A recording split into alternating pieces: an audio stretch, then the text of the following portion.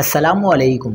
कराची जो पहले ही कचरे, धुएं और शोर में डूबा हुआ है, अब एक और तबाही की जद में है। खौफनाक आग ने बल्दिया को लपेट में ले लिया। क्या आप हालात हाजरा से आगाही हासिल करना चाहते हैं? खबर के पीछे छुपे असल हकाइक जानना चाहते हैं? तो अभी सब्सक्राइब कीजिए जिलमिल पाकिस्तान को और साथ ही घंटी के निशान पर क्लिक कर दें।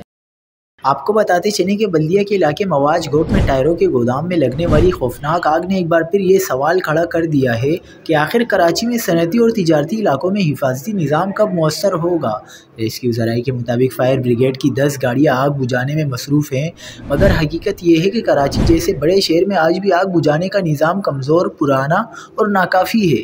फायर टेंडर्स पहुँचने में ताख़ीर, पानी की कमी और मुनासिब हिफाजती इक़दामात का न होना मामूल बन चुका है।